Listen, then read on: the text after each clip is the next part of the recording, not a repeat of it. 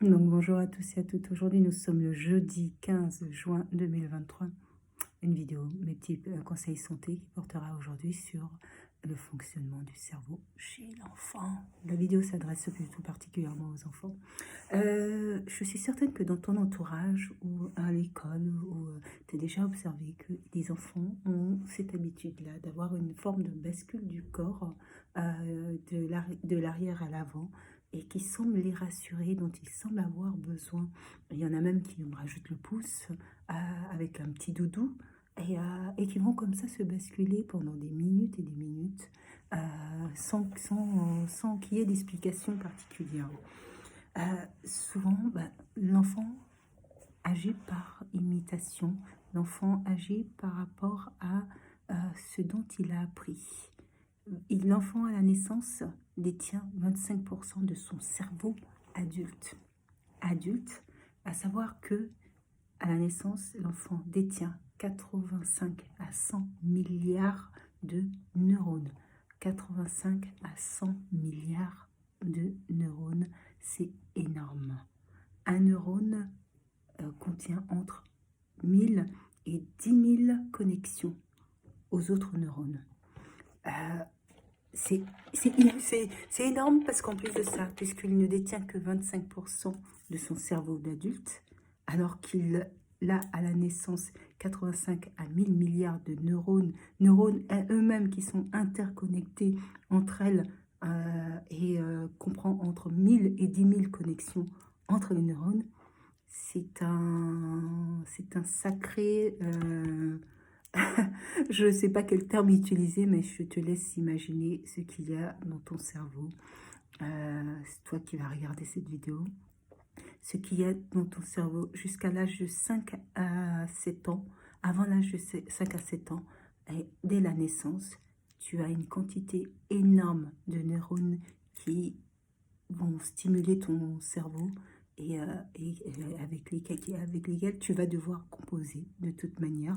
Et c'est ces neurones-là qui vont influer sur toi, sur ta personnalité, sur ton identité durant toute cette période-là de la vie. Parce que à la naissance, dès la naissance, jusqu'à aux environs de 6 à 7 ans, l'enfant réagit simplement par rapport à ses habitudes de vie, par rapport à son quotidien. L'enfant est souvent dans une forme de répétition, d'imitation, et donc il emmagasine tout en termes d'information, tu emmagasines tout.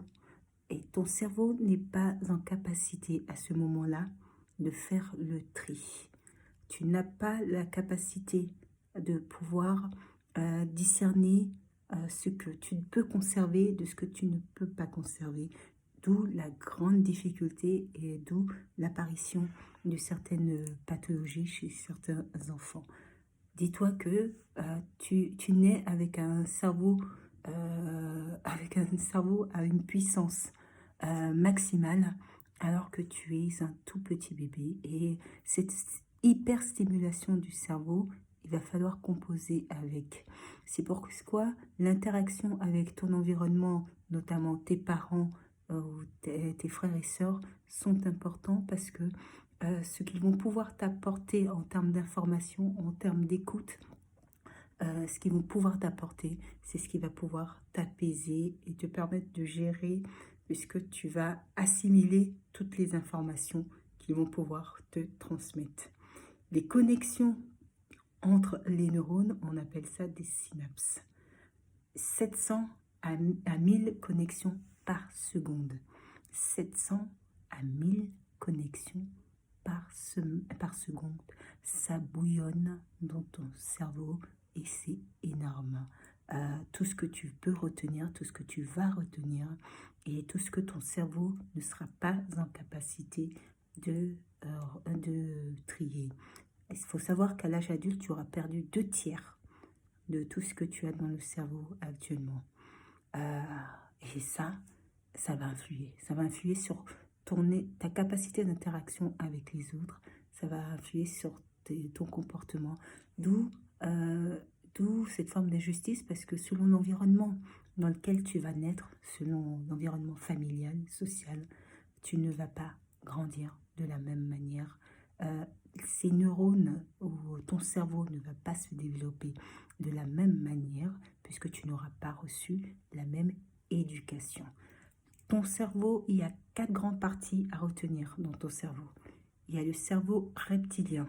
C'est le cerveau qui est en capacité, qui te permet à toi de détecter où il y a un danger et où il n'y a pas de danger. Voilà, s'il faut alerter ou s'il ne faut pas alerter. Tu as le système limbique. Donc, c'est la partie du cerveau qui va te permettre de gérer tes émotions, en tout cas de ressentir tes émotions. Tu as le néocortex, c'est toute la partie matière grise, et tu as le lobe préfrontal, qui lui se développe à partir de l'âge de 6 à 7 ans jusqu'à l'âge de 25 ans. C'est à partir de l'âge de 25 ans que, au niveau de la médecine, on considère que le cerveau a atteint sa maturité. L'enfant utilise de 0 à 6-7 ans la partie cerveau reptilien et la partie système limbique.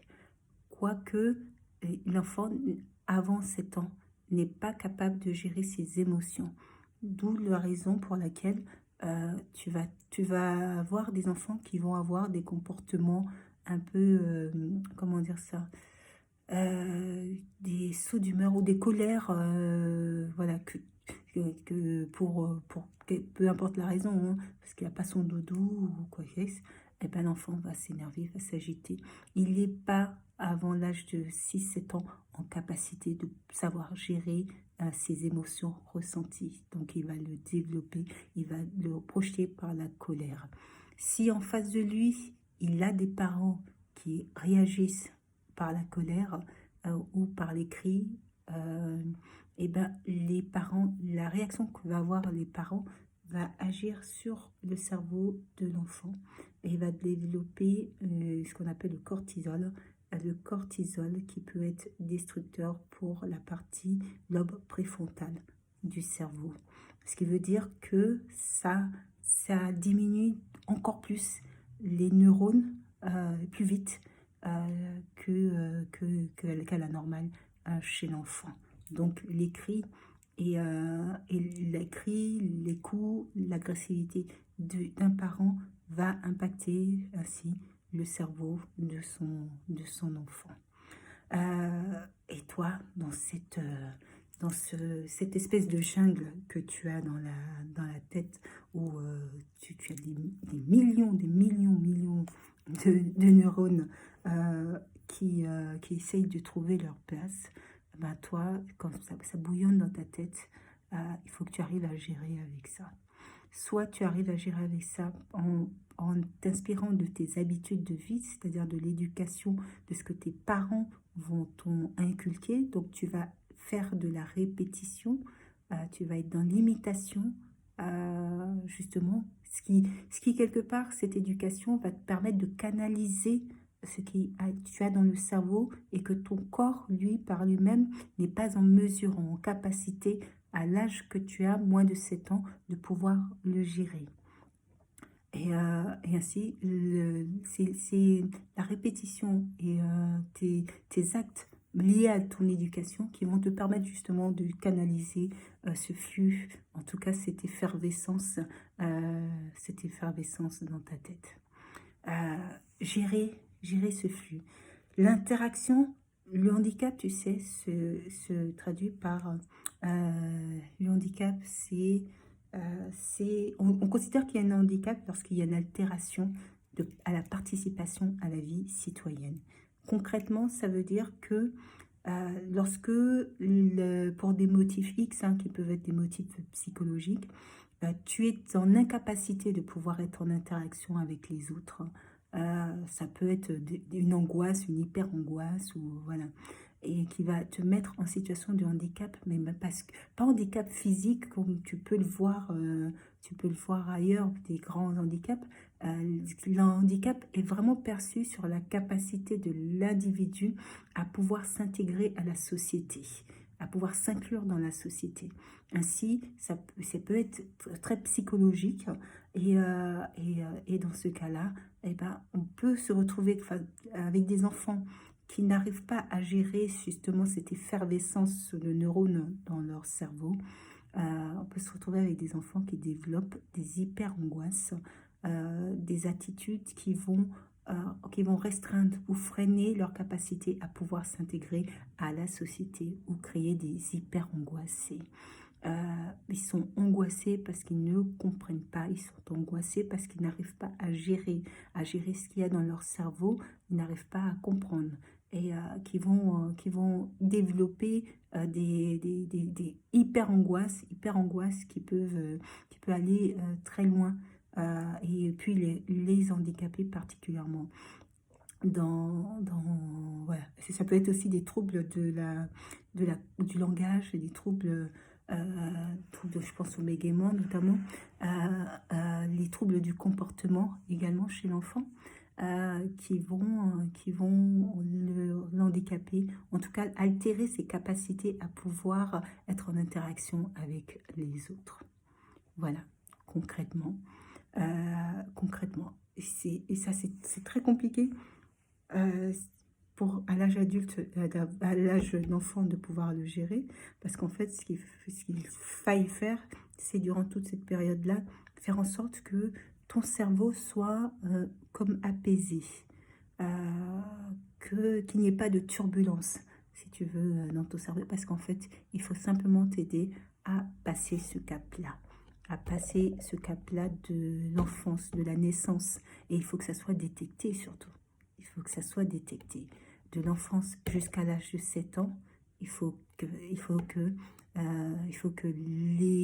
les parents, que les professeurs, les maîtres d'école détectent qu'il y a une anomalie dans tes capacités et que tu sois prise en charge suffisamment rapidement pour permettre à ce que tu sois en mesure de bénéficier des meilleurs soins, que ton cerveau surtout soit apaisé simplement face à l'hyperstimulation de ton cerveau et la quantité de neurones. Il faut laisser le temps simplement à ton cerveau de grandir et de perdre la grande capacité de neurones que tu as, dont tu es incapable de gérer, que même les adultes ne seraient pas capables de gérer, sauf que les adultes deviennent